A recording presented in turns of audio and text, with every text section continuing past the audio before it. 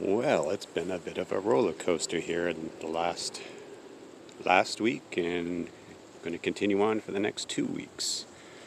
So last week we pretty much had record-breaking heat and extremely dry weather, which made it pretty much a bad idea to do any transplanting out here in the garden. It's the first week of June, and this garden should be full of transplants by now. But with that record-breaking heat and drought, very dry conditions, I figured, well, I'll wait a little while and do my transplanting when it cools off. Well, little did I know. I knew it was going to cool off, but we go from the mid to low 30s, that's degrees Celsius, down to the low single digits. And we're going to be down here for the next day or two in these single digits. At night, maybe getting up to 10 degrees Celsius during the day. And I don't think we're going to break much past the mid-teens almost for the next 2 weeks. So yeah, it's this spring's going to be a bit of a weird one for the garden. So hopefully, and we're getting a ton of rain. It's rained for the last 2 days. It's going to be raining for the next 4 days. Lots of water. So saying the annual garden, not much is going to get planted that isn't out already. I'm going to try and get the tomatoes out in the next couple of days, whenever I can find some dry weather to plant. Now it's going to be dry for the next hour or so, but we're going to get more rain tonight, so today's not a good day. But all my perennial plants are just loving it. All the perennials. Got tons of herbs. Rhubarb loves it. Strawberries love it. Got some strawberries over there. See if I can throw up a photo of a strawberry patch that was in full bloom just a couple of days ago. Now, they're not blooming right now, but the strawberries are coming in. Thick and heavy. So yeah, I'll be picking those in the next 2 weeks, I think. You got a nice lilac there, doing pretty good. That's an old plant I'm going to have to renovate. Get some clones of that, plant them around the property so I can have even more of them. So I'll be doing that. But yeah, back out here in the small fruits orchard, these plants, this gooseberry here, more gooseberries and the currants in the back there, all doing great. They flowered, they're producing fruit now. So those will be coming in over the next couple of weeks. The rhubarb just is gigantic. Can't even see it right now.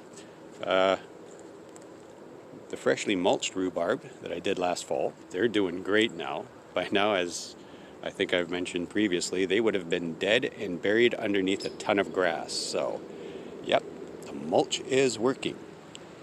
Pretty much for all of them. Some struggling more than others, but, well, that's fine. They'll catch up. But yeah, rhubarb after rhubarb after rhubarb. Gotta love it. And along with the strawberries, well, I'm going to have a strawberry rhubarb everything. Whatever I can make out of it. Over here, the blackberry patch. This is going to be a phenomenal. This I think might be the star of the season. In addition to the rhubarb, is just these two plants that I put in the ground 2 years ago. Last year, pretty much got nothing, but this year they have just exploded everywhere. 2 plants. This is a 10 by 10 foot section of blackberries. Blackberries, yeah. So, yeah, that's the star of the show here. A lot of blackberries coming in. Most of the newly mulched grass and fruit orchard area, it's doing a heck of a lot better now. So things are coming in. Blueberries are flowering. The loganberry, that's going to start flowering anytime soon now. Everything's just doing great. So I always like looking back here. Just an idea of what this place used to look like a couple years ago. And I was kind of worried it wouldn't turn out good. And I started hacking everything down and covering and smothering it. And it used to have this, with the little fields and the grasses and all the bushes coming up. Well, I still have it out there. And I'm fine with that. Because now I also have this. That's all for now. Well, this little section, I kind of have as a bit of a perennial herb bed and kind of a place where I like to store my young transplants, fruit bushes, herbs, whatever I've plucked out of the ground and threw into pots, and I like to keep that here.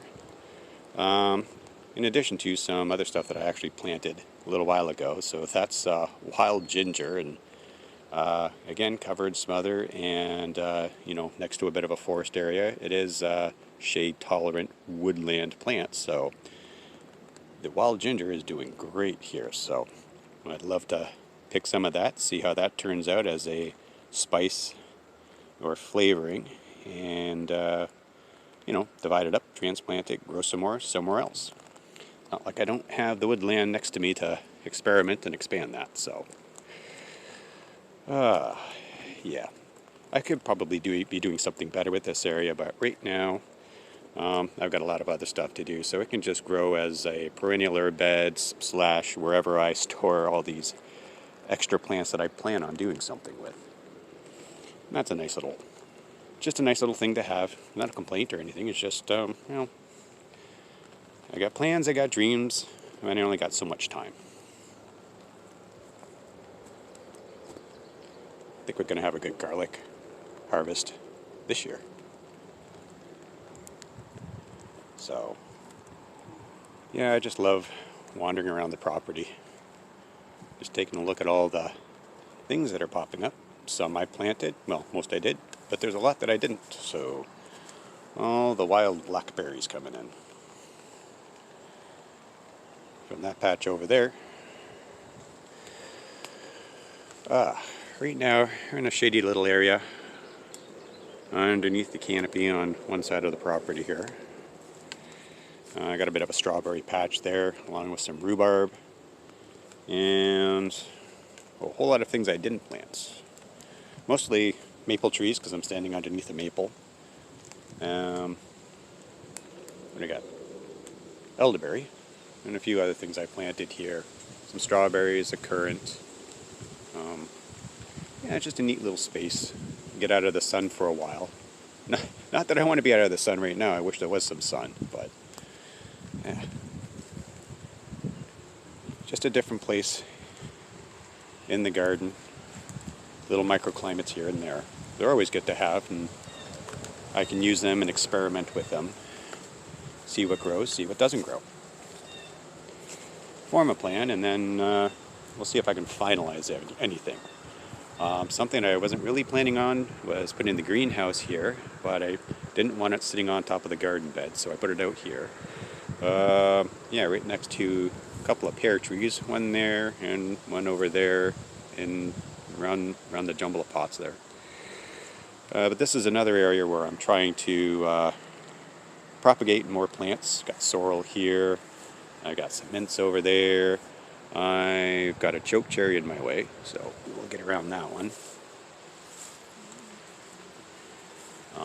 But whole area full of choke cherries, some planted gooseberries. Yeah, there's one right there, a little gooseberry in there. Whole row of those. Nope, there's another one right there.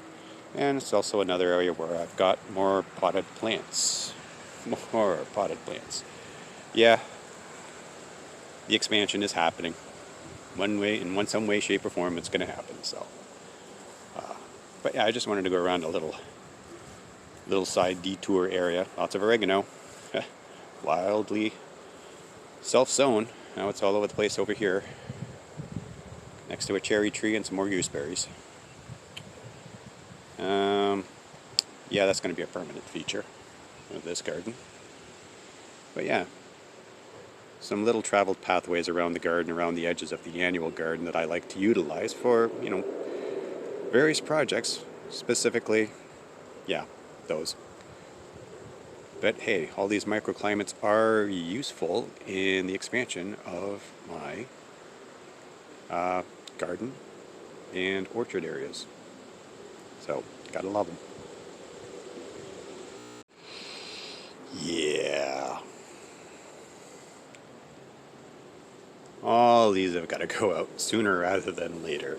This is just bad timing, bad weather. But a few more days. I'm going to have to take care of these, get them watered, make sure they can handle being in their little tiny cups for just another day or two, and hopefully get these guys out. Yeah, they're going to start suffering soon.